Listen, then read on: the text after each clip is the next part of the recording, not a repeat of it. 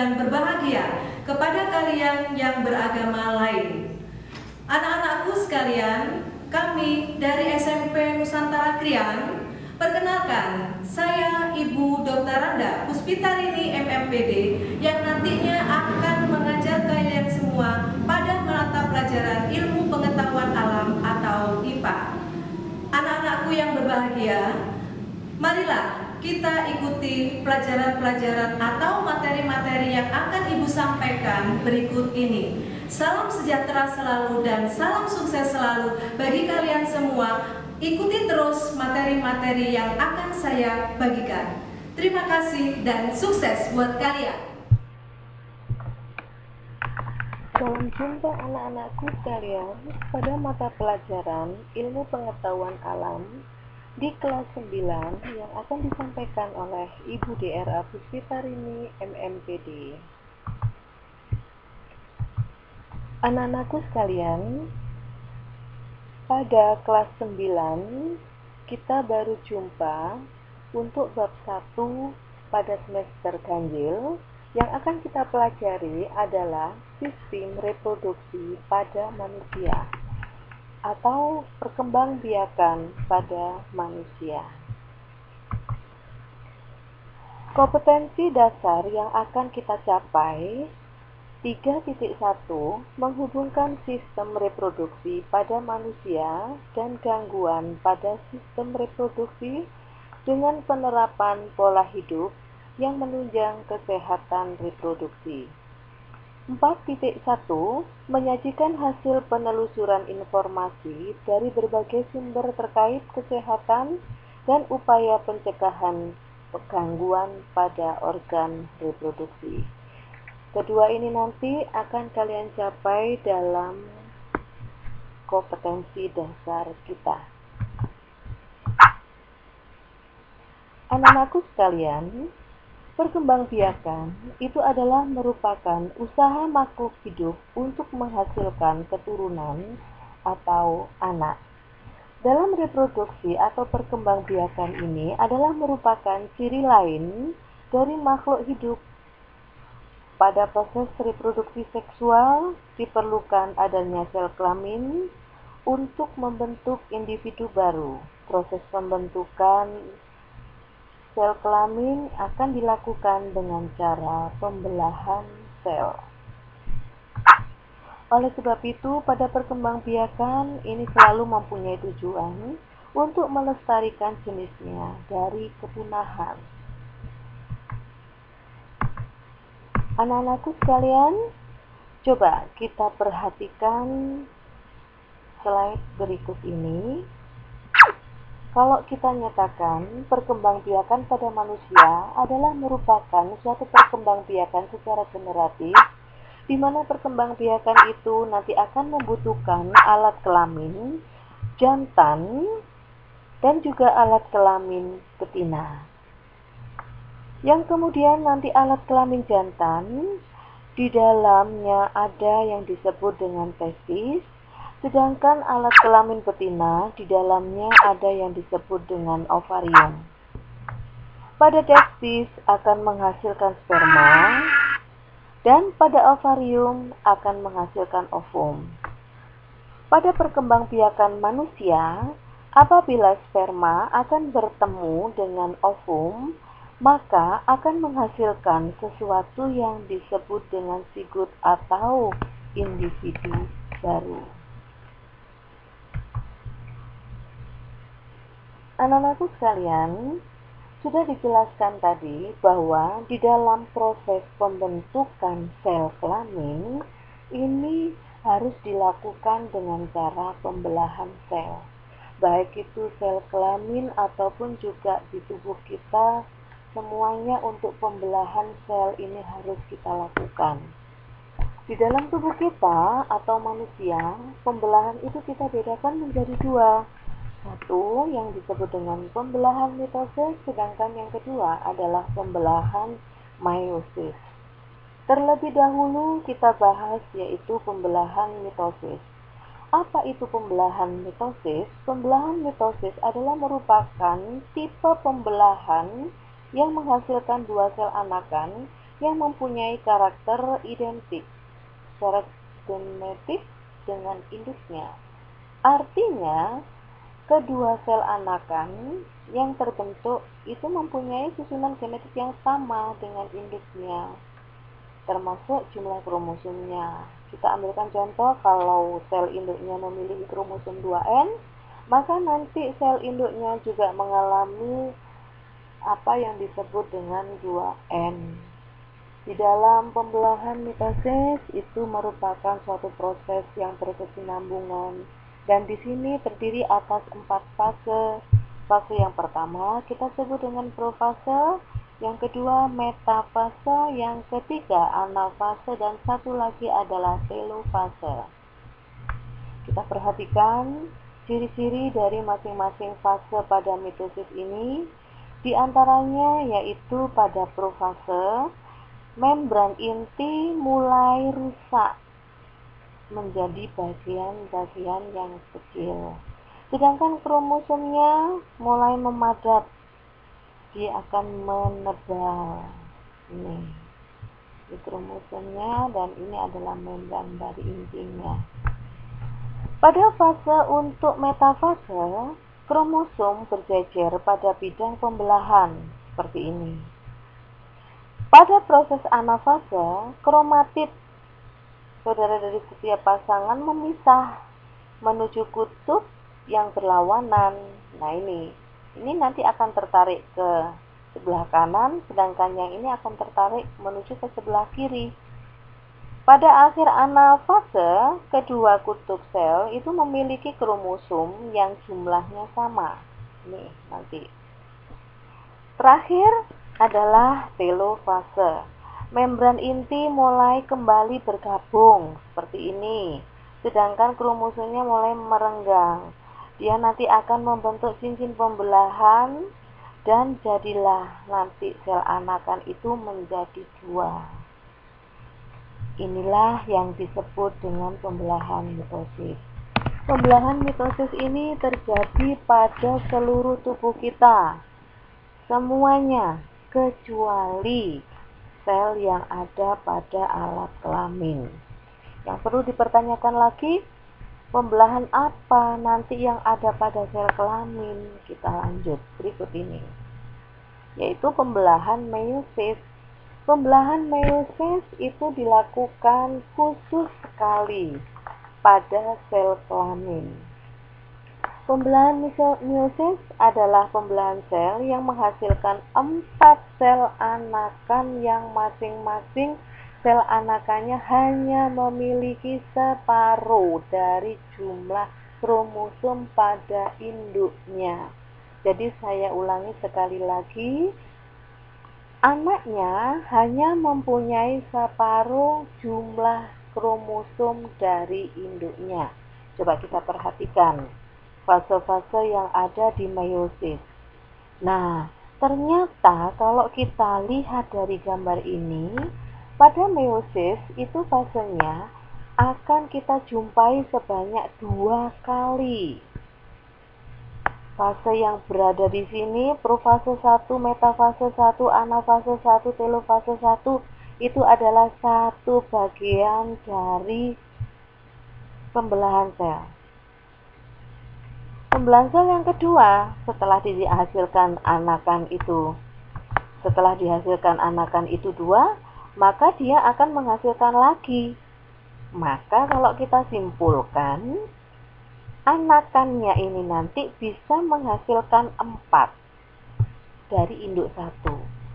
Beda dengan mitosis. Kalau mitosis induknya 1, anakannya 2.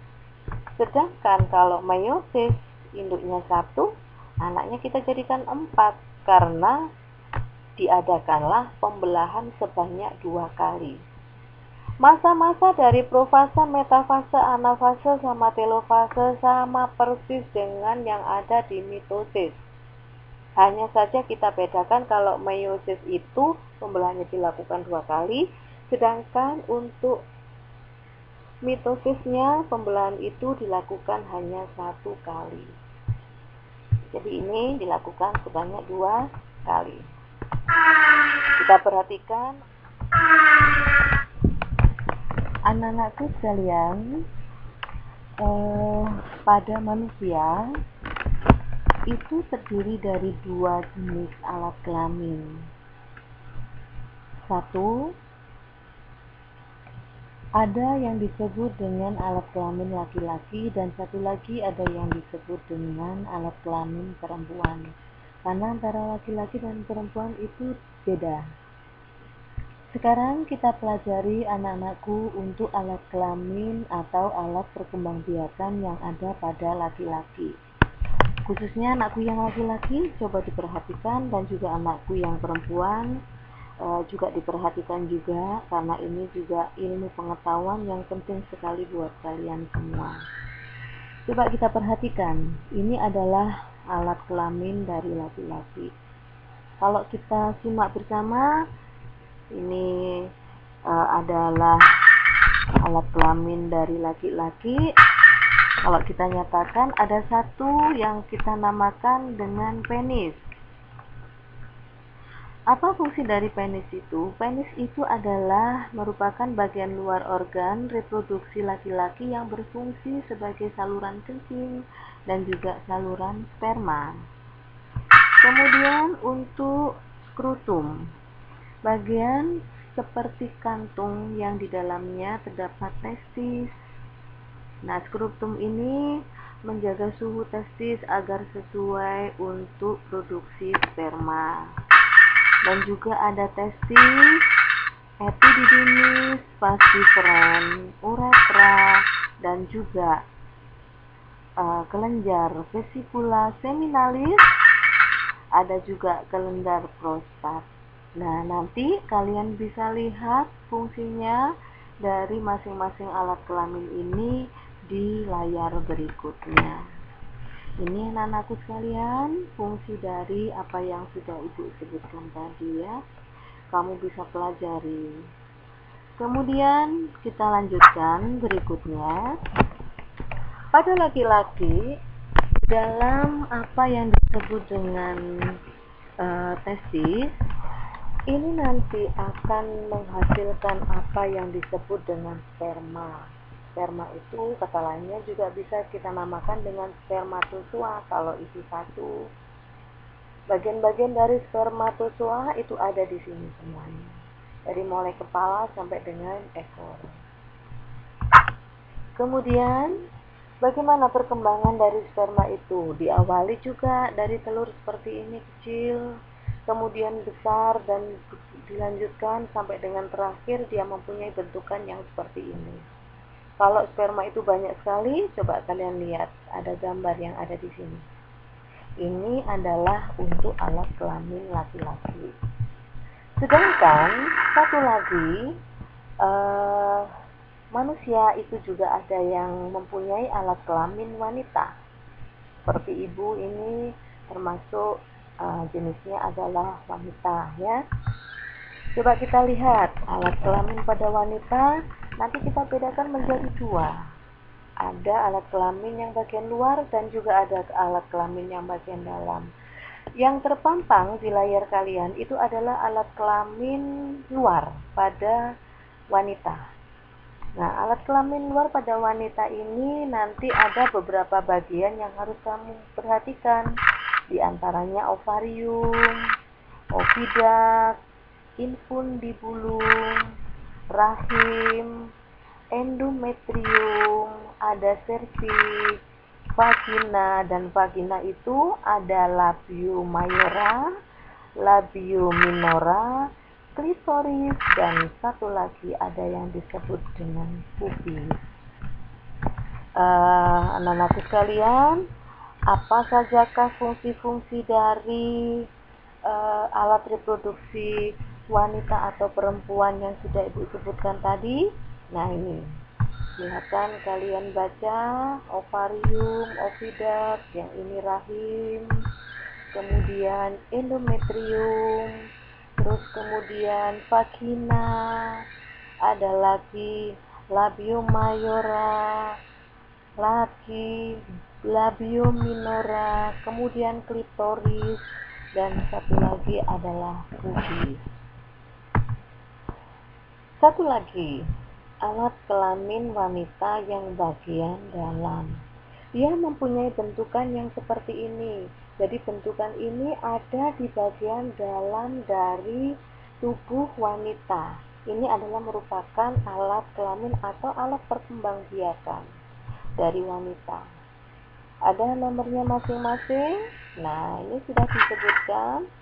Ada yang disebut dengan rongga rahim, ada oviduct, ovarium, rongga vagina, kemudian endometrium. Nah, ini semuanya ada nomornya masing-masing dan ini adalah keterangannya.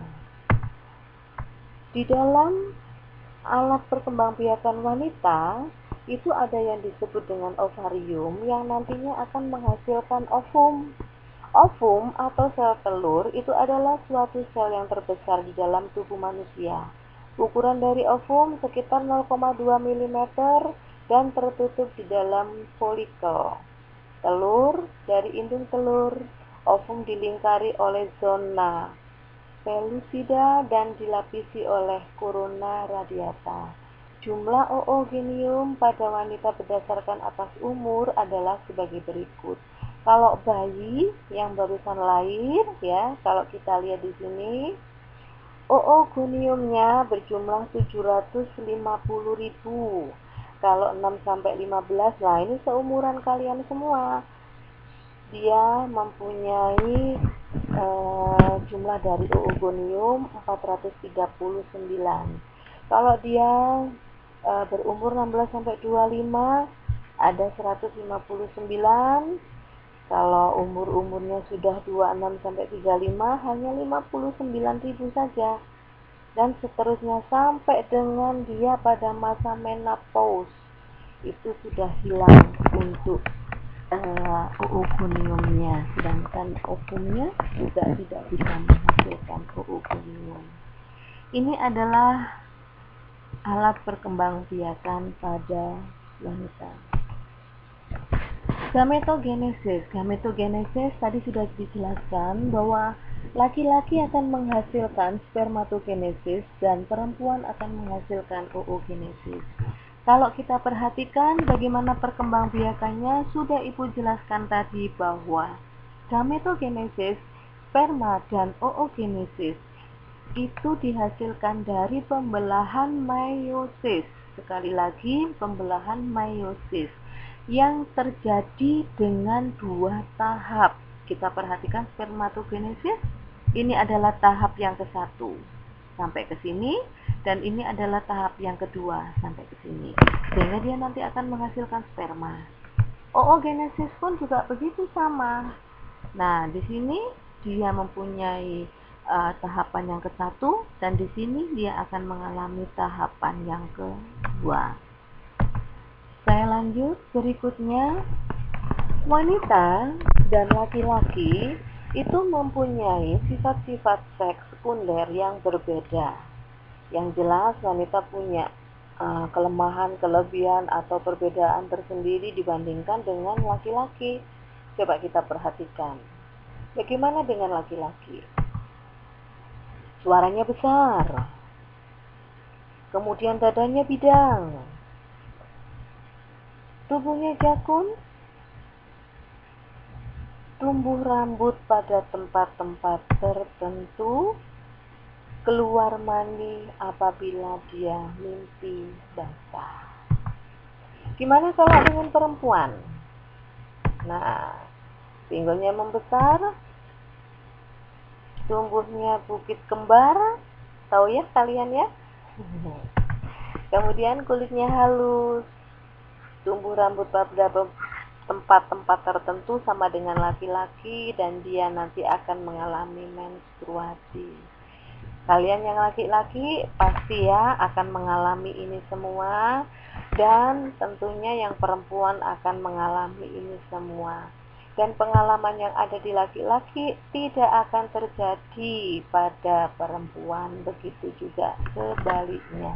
Kalau sudah itu kita lihat di sini sifat-sifat sekundernya sudah tidak sama antara anak sekalian. Demikianlah pembelajaran untuk hari ini. Saya berharap anak-anakku sekalian bisa mengerti pada pembelajaran untuk hari ini. Kalian tetap semangat, jangan pantang menyerah. Yang pasti, di akhir pertemuan ini Ibu akan memberikan tugas. Tugas ini kalian bisa lihat di buku paket. Untuk yang pertama, pada halaman 8, ayo kita lakukan. Ini nanti kamu akan menjumpai gambar dari alat kelamin laki-laki atau perkembangbiakan pada laki-laki. Saya minta tolong gambar itu kalian fotokopi, terus kemudian titik-titik angkanya kalian isi. Sedangkan untuk yang halaman 15 pada poin yang kedua, ayo kita diskusikan. Kamu tulis soalnya dan kemudian langsung dijawab. Untuk yang nomor 3, halaman 15 sampai dengan halaman 16, ayo kita lakukan. Ini juga saya minta tolong kepada kalian untuk memfotokopi gambarnya, kemudian titik-titiknya kalian isi yang ada di gambar tersebut. Nomor 1 dan nomor 3, jangan lupa ya, dikasih fungsinya masing-masing. Setelah gambar kalian sudah tempelkan, di bawahnya kalian tulis untuk fungsinya dari masing-masing gambar yang sudah kalian tempelkan di buku.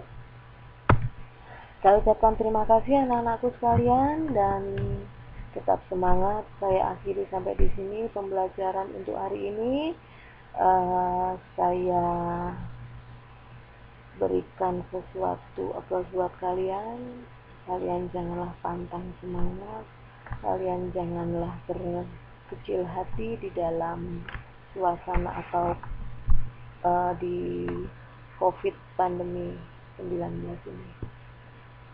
Good luck untuk kalian semua. Saya akhiri. Assalamualaikum warahmatullahi wabarakatuh.